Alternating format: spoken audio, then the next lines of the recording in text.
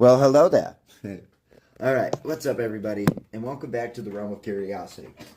So my whole deal here is pretty simple. I watch movies for the movie itself. I don't care about the actor's drama.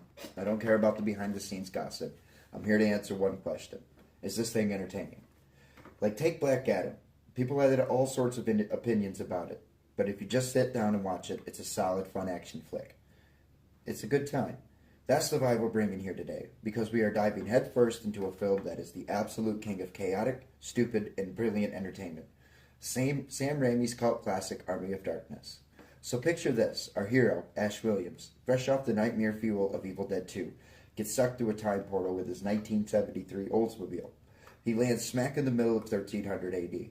Right away, he's captured by a bunch of knights led by King Arthur, who think he's a spy for their rival, Henry the Red.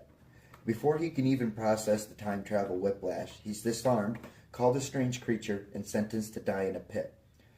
This pit scene is our first real taste of what this movie is all about. Ash is thrown in with a deadite, but the castle's wise man, who actually believes Ash is a prophesized hero, tosses him his chainsaw.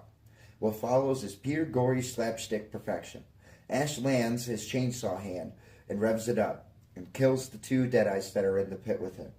He then climbs out of the pit and declares that he is the hero, basically, by shooting the deadite that is climbing out of the pit with him, and everybody cheers.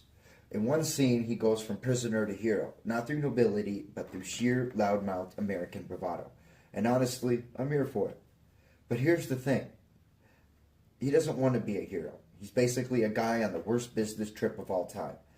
And all he wants is a ticket home. He makes a deal with Arthur. He'll go to the legendary Necronomicon, the Book of the Dead, if they use its magic to send him back to the 20th century. Along the way, he starts up a rocky romance with Sheila, a medieval badass who goes from wanting to kill him to swooning after he calls her a damsel from the 12th century. The man's got game, I guess. And this is where things get really goofy. On his quest, Ash hides out in a windmill and gets tormented by tiny, gremlin versions of himself that spawn from a broken mirror. After swallowing one, a whole second Ash, an evil, rotten version, sprouts out of his shoulder, splits from him, and becomes Evil Ash. It's absurd, it's hilarious, and it's the kind of scene that makes this movie a legend. Ash eventually shoots his evil twin right in the face and buries him, thinking the problem is solved. Spoiler alert, it's not. He finally makes it to the graveyard and gets the book. The wise man gave him 3 simple magic words to say, Klaatu Barada Nikto. It's a simple phrase, but this is Ash Williams we're talking about. He gets there, full of confidence, and completely blanks on the last words.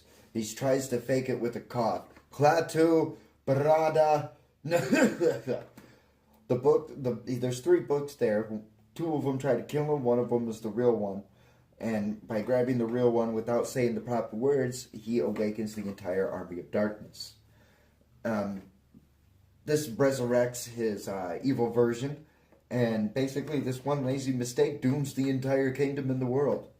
To make it worse, Evil Ash kidnaps Sheila and turns her into a deadite. It's a certified oops moment, you know? Shit happens. So Ash gets back to the castle with the book, and his first instinct is to bail. He's got what he needs. Who cares if a skeleton army is coming to slaughter everyone?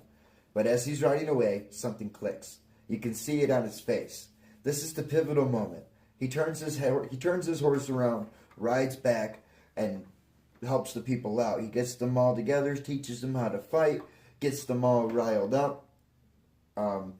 He teaches the blacksmith how to make gunpowder from a textbook that he had in his Oldsmobile, and he uses that to he uses this Oldsmobile and turns it into a steam-powered splitting